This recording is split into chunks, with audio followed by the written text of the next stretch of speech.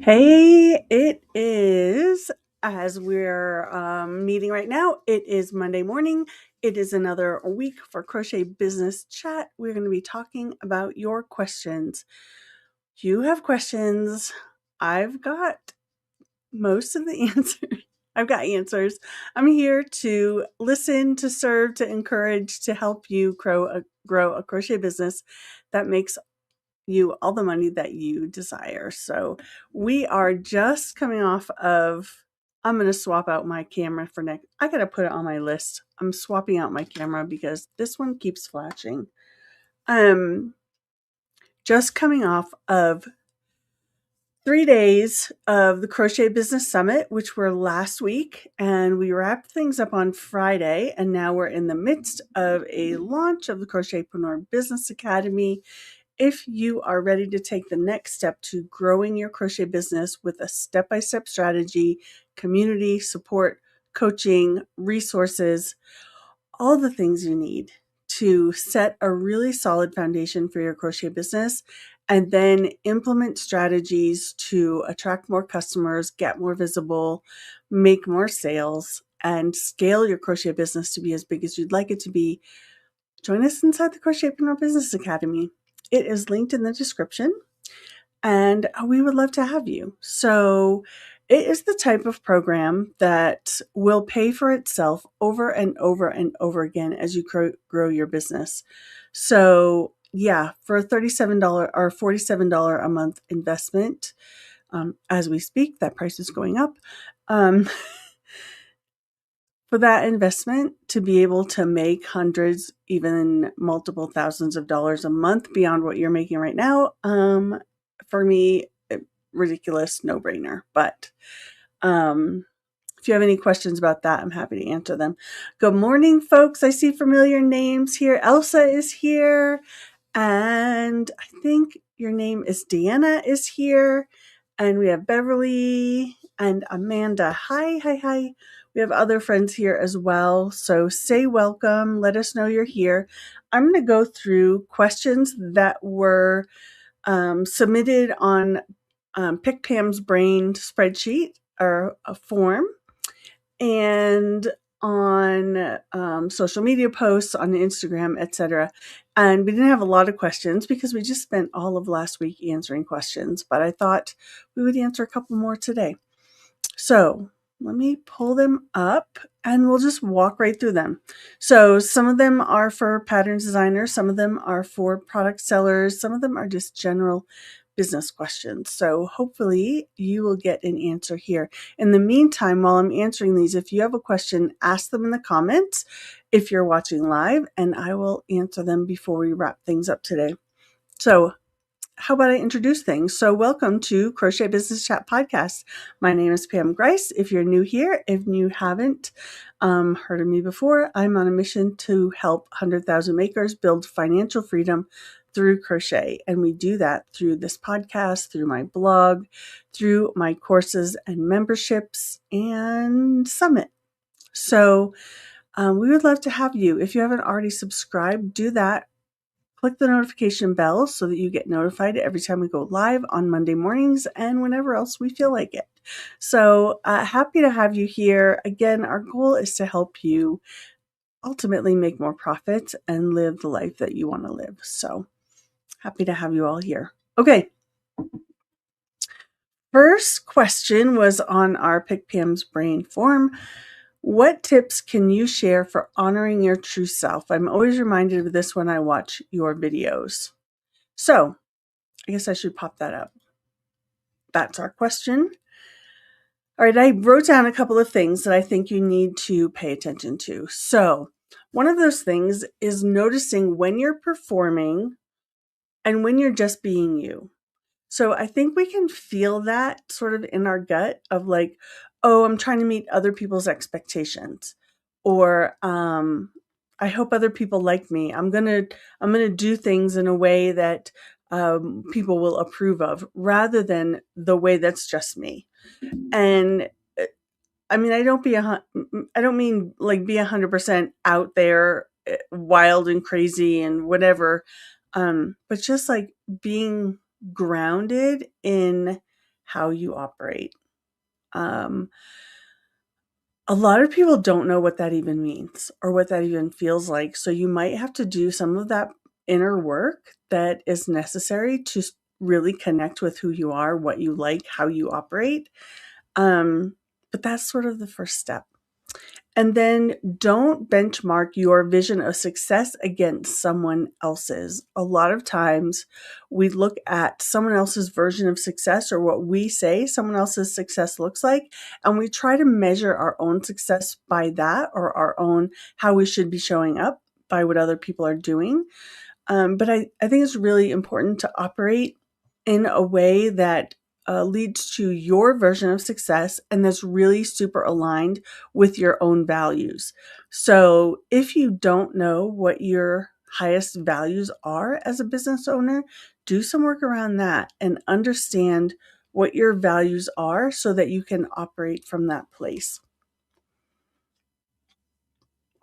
It might even be wise to write them down and have them on the wall of your office or somewhere close by so that you can always get sort of reground yourself in your values when you're feeling a little bit off. So, for instance, one of my values is freedom. So when I try to get into the place of telling people what to do, I come back and ground myself in it's really important to let people make their own decisions. And so I'm here to offer solutions or look at options and give them encouragement, but also allow them the freedom to make the choices that they want to make. Without me forcing or shaming or judging, whatever that is. So, we all have, I was just talking to my team about this morning, we all have that sort of light side and dark side. And so if my value is freedom, that sort of informs the fact that I probably have a dark side that wants to boss people around and tell them they should do things my way. And we all know this because I talk pretty openly about being bossy and hashtag do what Pam says. So that's sort of a joking look at the dark side. And, but when I look at honestly at my grounded values of how I want to be treated and how I want to treat others, freedom is up there. So freedom, kindness, generosity, inclusiveness, and love. Those are my top values. Okay. So values of success, performing versus being, lead with your why. So get connected to why you're doing this in the first place so that you can operate from that place of who am I serving and why am I serving them? Why is my work important? And go back to that. That'll help you stay really connected to honoring your true self and give yourself permission to be a work in progress. We all have to practice honoring our true selves. And if that's a new concept to you, it's going to take a lot of practice. So a lot of breaking down those barriers of performance, those barriers of shoulds and, expectations and fear of judgment and perfectionism and all of that stuff we have to work through. All of those are barriers to operating as your own self and having your own voice. So all of those sort of need to get torn down in the process of growing a business that is grounded in you. So I hope that makes sense.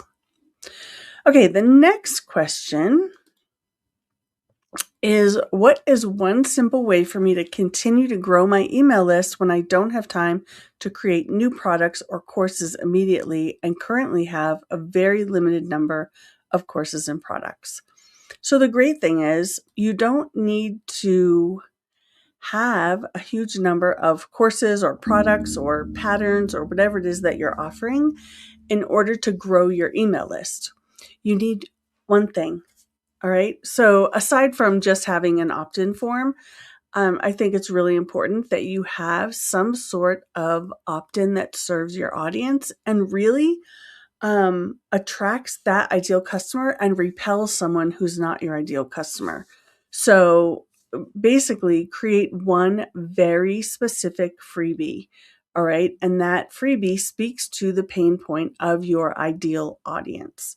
So all you need is one. Start there, create that one thing, and put it everywhere. Put it in your bio, highlight it in your social media content, pin it to Pinterest, create podcasts around it, create blog posts around it. Talk about it frequently and have it everywhere so that as soon as someone lands on your business, they're encouraged to grab this free opt-in so that you get them on your list. And then you can start nurturing that relationship with hopefully a weekly newsletter. So that would be my suggestion, is you don't have to be overwhelmed. You don't have to create a bunch of things. Like, I've been in this business for a long time. I have a lot of opt-ins. I should probably go through and cull some of those, but you don't have to have 40 opt-ins. You don't have to have 10. You don't have to have 5. You need one opt-in. So do the work of figuring out who is your ideal customer, identify their pain points, and create an opt-in that speaks to their number one pain point. So for me, one of my biggest opt-in conversions comes from my handmade product pricing calculator, because if my audience, I do have 2 audiences. I have pattern sellers and designers, or product sellers and designers. But if one of my biggest pieces of my audience is product sellers, one of their biggest pain points is pricing. So I created this opt-in to help them with their pricing questions. And I've, honed it and tweaked it and figured it out over time so that it's not only pricing based on the time it takes to create products, the supplies, but also by stitch count or by yardage. So it gives lots of flexibility and ultimately, freedom, right? It gives them the opportunity to analyze the profit margins and all of that with their proposed pricing, and then picking what works best for them. So I created this resource and it performs really well. So again, going back to who's my ideal customer, what is their greatest pain point as it relates to my offer, and creating that opt-in, and go from there. So that should help. I'm going to take a sip of water. All right, next. Here we go. With Etsy pattern sales declining about 20% each year and increasing issues with AI-generated patterns and IP violations, what would you recommend as the best pivot strategy for selling patterns online? So this is, like you said, an increasing problem. Many of the people that I work with are seeing 20% decline in Etsy sales year over year.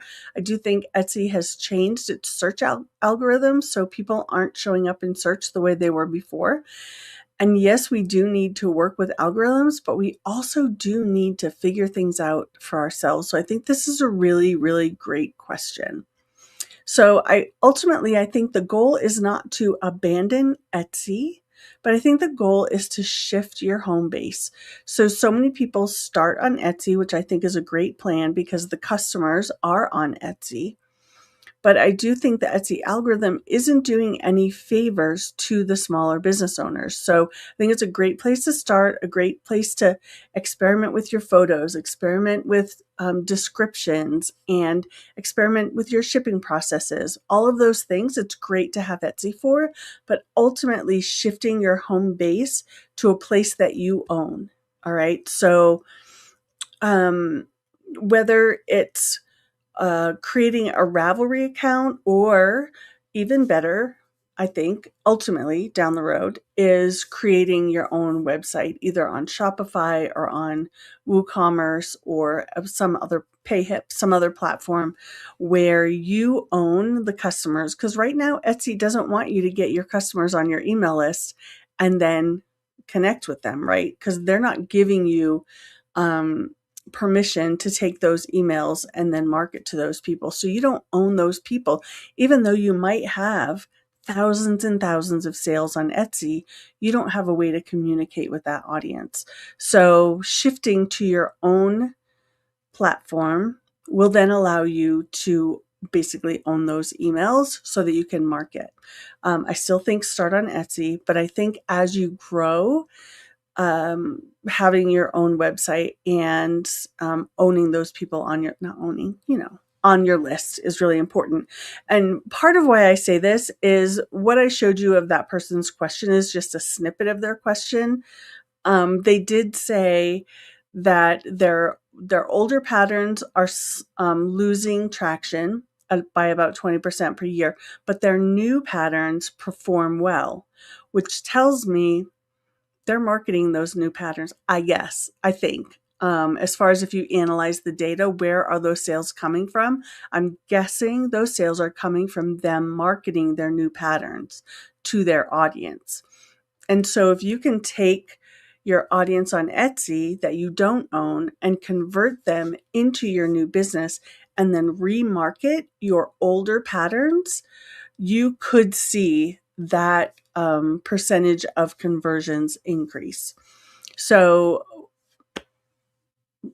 to reiterate, you don't need to abandon Etsy, but do figure out how you can get a closer connection with this audience. How can you convert your Etsy buyers to be on your email list? Come up with a strategy of how you're going to connect with that customer to say, hey, I see you downloaded your pattern. Have you started working on it yet? If you have any questions, let me know. In the meantime, come join my Facebook group and get on my list so that we can stay connected and I can let you know of new patterns that are out, something like that, so that you can grab those people from Etsy and get them on your list.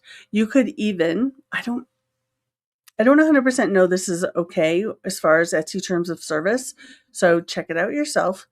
But you could have a personalization option inside your Etsy listing that says, enter your email address if you want to hop on my email list. And you have to check that every day as far as your sales go, and then manually put those people on your list. But that could be an option for people to opt in through at the time of purchase. So that's up to you if you want to experiment with that and go see if that's okay.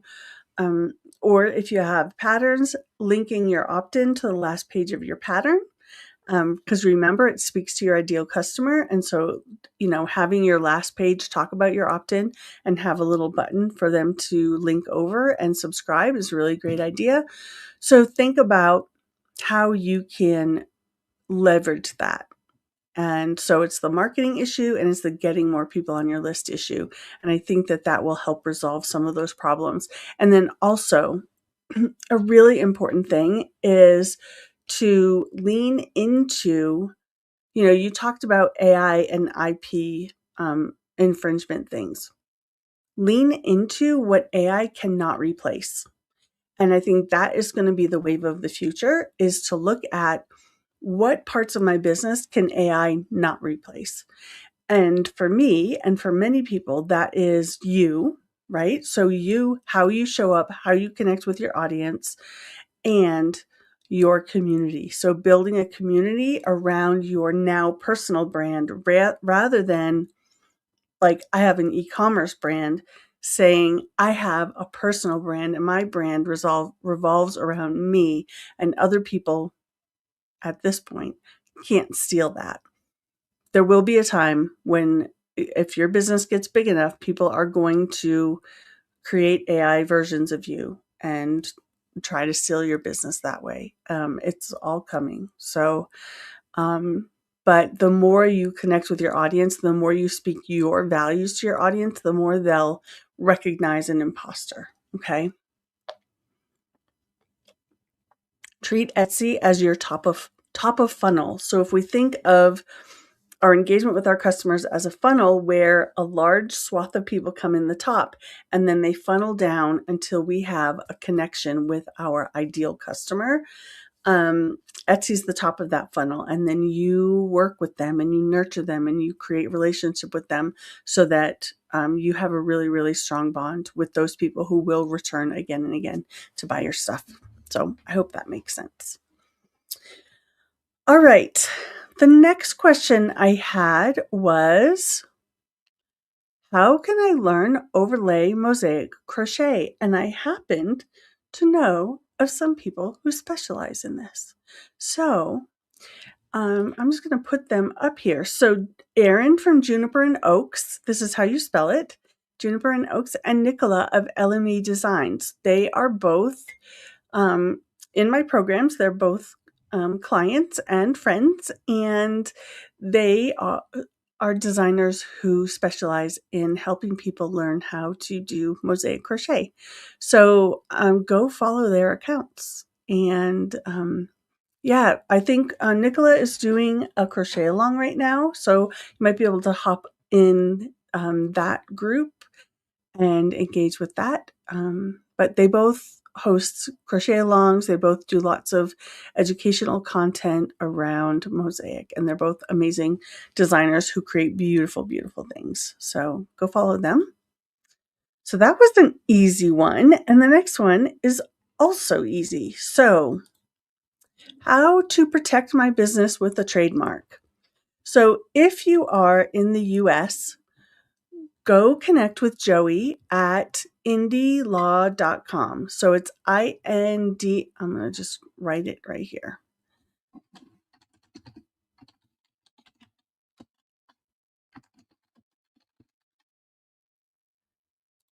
There you go. So this is in the US, indylaw.com. It's Joey Vitale who owns this business, and he's got a great, great team who will support you. That's who I use for all of my trademarks, and he has spoken at my summits previously. He's been a great friend and great support over the years. We've been working together since 2016, and I can vouch for him, for his team, and for the work that they do working with small businesses and creatives to get their businesses trademarked. So go check with him. And then outside the US, I would do a search for your country trademark attorney and look for someone who specializes in trademarks, particularly trademarks for online business owners, and they can help you. I really recommend, this is one of those things where if you're going to invest something in your business, investing in a real trademark attorney rather than going through, I don't know, what's it called? Rocket Law or Zoom Law or those kinds of things. I would recommend going through a human person who specializes in trademarks, and they will help. In the meantime, use the little TM after your business name so that you indicate to people that I am claiming this name. So on all of your PDFs, on your website, every place you use your business name, use a little TM to let people know that you are claiming that name. Okay, so that should help. And that is the last question that I had pre-submitted. So now I'm going to look at your comments and see if you have questions for me. Okay, so is there an online template or tool that helps put patterns in a traditional format? I make my own patterns, but use my own format that people wouldn't know how to read. Okay. I do have a template that I sell. So I do have a class on writing patterns, and I do have a template for sale. So if you would like me to add those to the description, I can do that. You can go to, hang on. If I go to,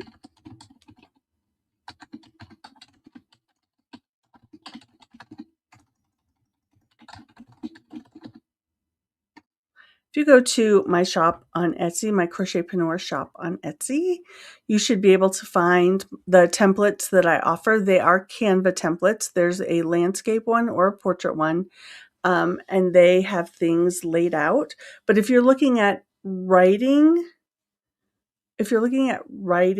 a pattern and how that's supposed to look so that people can understand it, I would take a pattern writing course. So you can start with mine if you'd like. It's $49. I can grab you that link.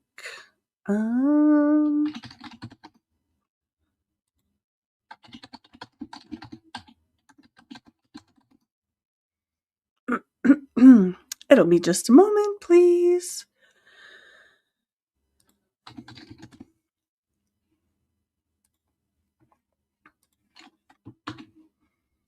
So I can put that here.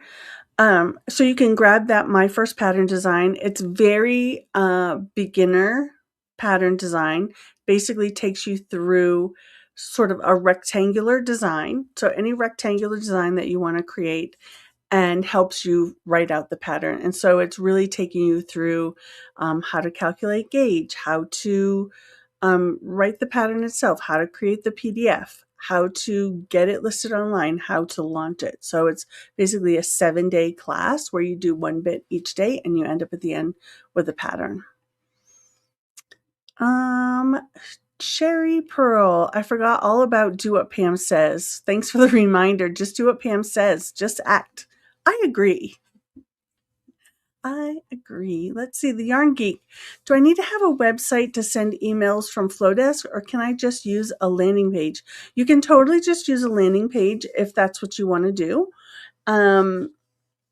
Yeah, you can totally have a landing page and just gather emails from your opt-in form, whatever that looks like. So you could create a landing page for your opt-in form, or one for your business that's a static landing page that, tells people what you do, links to your shop, links to, something about you, and then offers your opt-in as well. So it kind of serves all of the purposes on one page, and then collect those email addresses in Flowdesk, and then you'll just send your newsletter from Flowdesk. So, but you don't have to have a website. So, for example, if you want to collect emails, you could just link your Flowdesk form to your social media account. You could even create a pin where people could, if they find your pin and it is an opt-in that people want, they can then subscribe to your email newsletter. So you don't have to have a website. I do recommend having a website.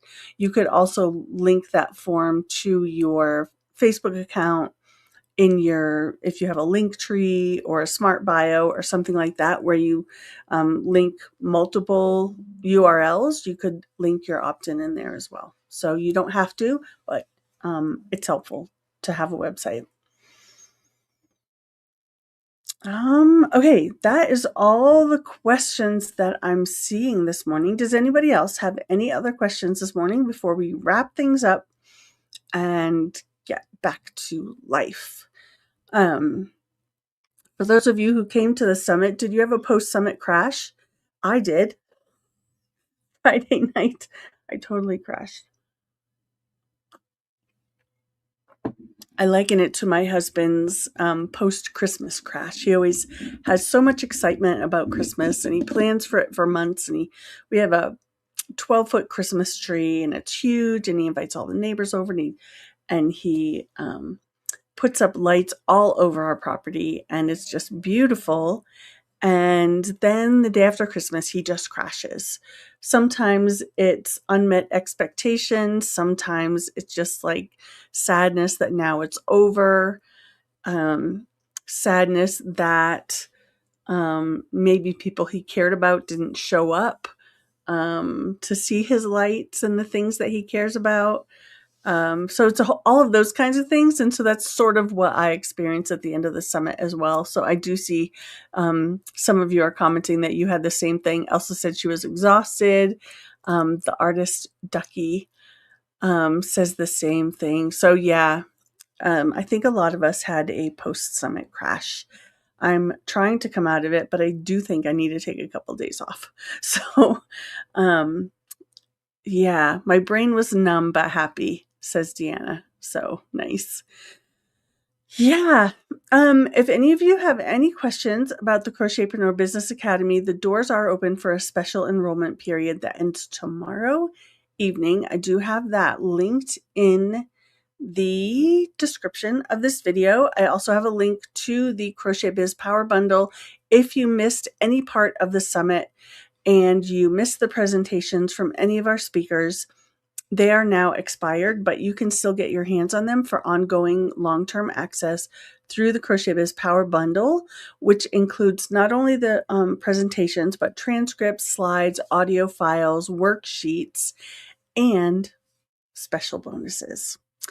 And those bonuses are amazing and super helpful in growing your crochet business. They're resources several from me and several from many of our speakers who created resources for you to face particular needs in your business and getting things done. So go look in the description, take those links, go find out what is the next best step for your business. And I think that's it. I will see you on the other side. I will say this, we do have another summit coming up in July 15th through 17th. I am working on the website right now, and I will have a waitlist opt-in form for that summit coming up soon. So keep an eye out for that, but do save the date, July 15th through 17th, for the Crochet Sellers Summit. Okay. Thank you for another great podcast and all the information. Thank you. All right, everyone, have a wonderful day. I will talk to you all soon, and I will see you next Monday. Bye.